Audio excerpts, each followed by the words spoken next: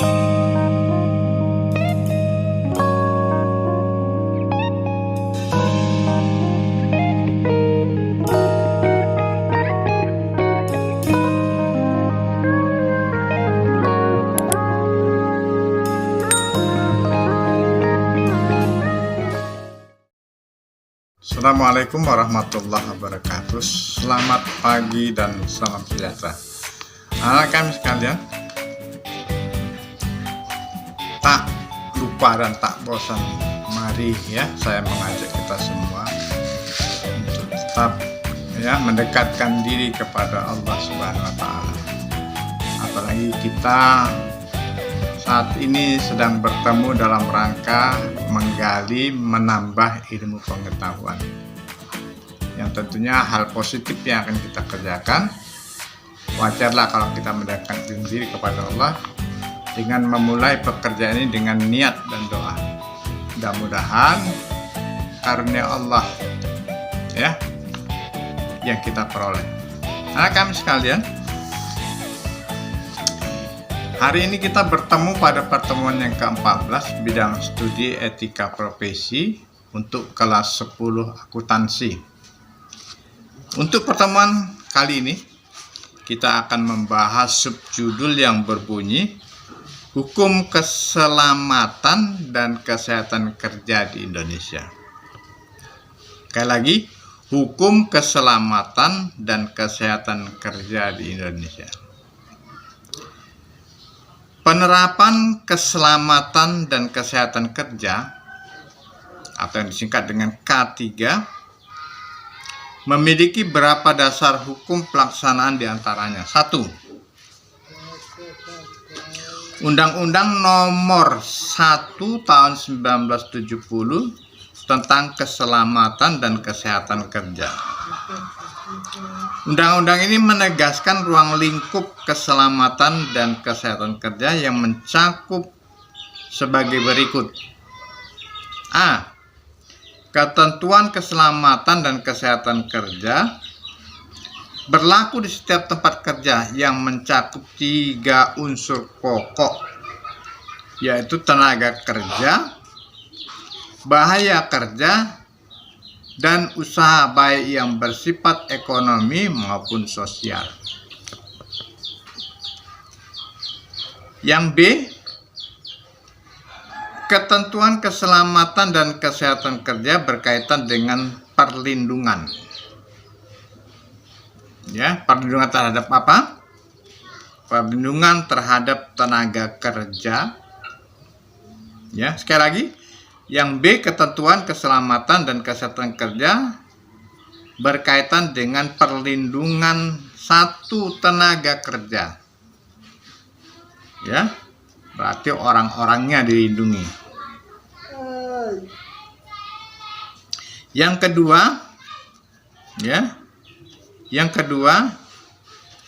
terhadap alat, bahan, pesawat, mesin dan sebagainya.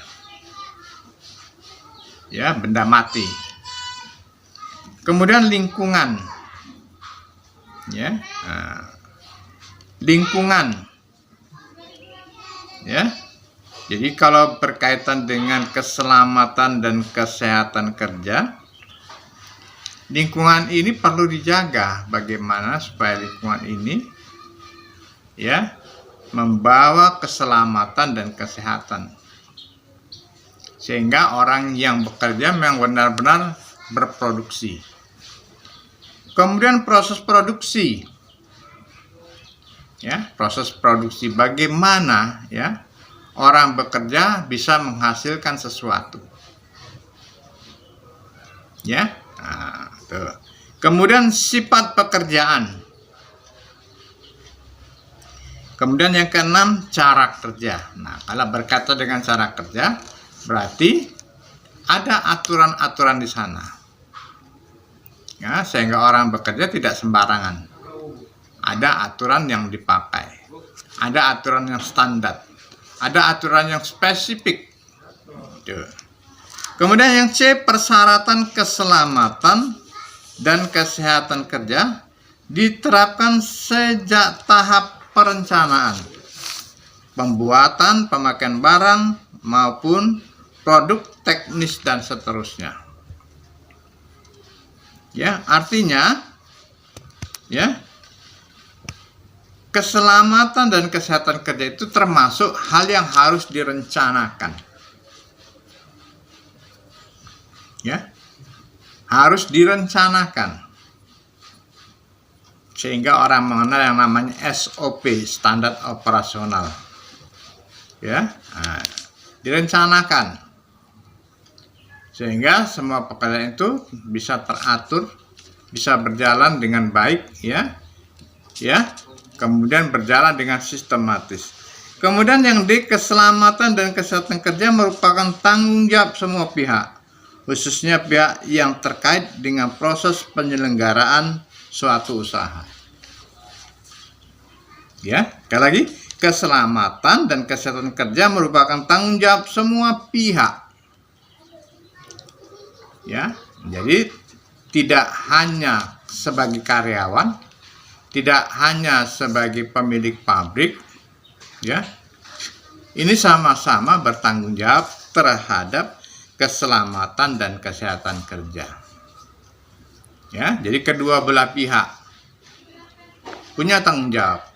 Nah, kalau tanggung jawab itu hanya dibebankan kepada satu pihak, misalnya hanya dibebankan kepada produsen, pemilik pabrik. Nah, ya, nanti pekerja akan sembarangan, dibayar kok. Nah, kalau saya celaka akan dibayar. Oh, nggak bisa begitu. Jadi masing-masing, ya, masing-masing pihak harus menjaga keselamatan dan kesehatan kerja, sehingga apa yang sudah direncanakan, ya, berjalan sesuai dengan ketentuan yang ada. Kemudian yang kedua,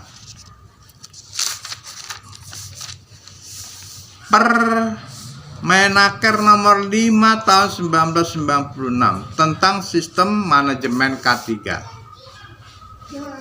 Setiap perusahaan yang mempekerjakan 100 tenaga kerja atau lebih dan atau yang mengandung potensi bahaya yang ditimbulkan oleh karakteristik proses atau bahan produksi yang dapat mengakibatkan keselamatan kerja seperti peledakan, kebakaran, pencemaran lingkungan, dan penyakit akibat kerja. Penyakit akibat kerja disingkat dengan PAK. Ada ketentuan, ya, 100 tenaga kerja atau lebih. Nah, kalau sudah dalam jumlah seperti ini, jelas sekali, ya, jelas sekali bahwa, ya, keselamatan kerja itu menjadi hal yang riskan, yang mudah sekali terjadi. Karena dengan tenaga kerja sebanyak itu, ini menggambarkan bahwa pekerjaannya juga terlalu besar, terlalu banyak, aktivitasnya beragam, peralatan juga harus banyak, ya. Nah, sekali lagi, dengan jumlah yang seperti ini terlalu riskan. Keselamatan dan kesehatan kerja itu, ya, akan terjadi,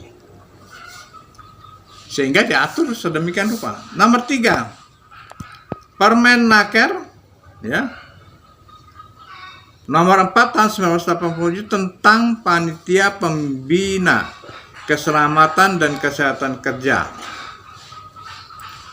Undang-undang ini berisikan tentang tempat kerja di mana pengusaha atau pengurus mempekerjakan 100 orang atau lebih. Ya, tempat kerja. Alamat, maksudnya alamatnya di mana nih? Ya, banyak pertimbangan. Apakah di kota, apakah di desa?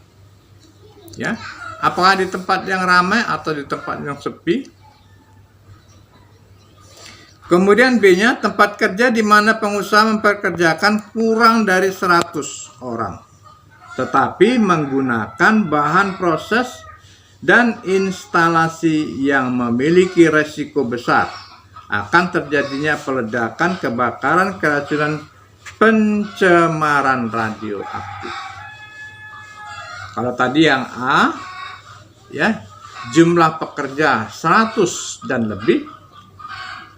Kalau yang B tadi di bawah 100, tetapi resikonya akan lebih besar.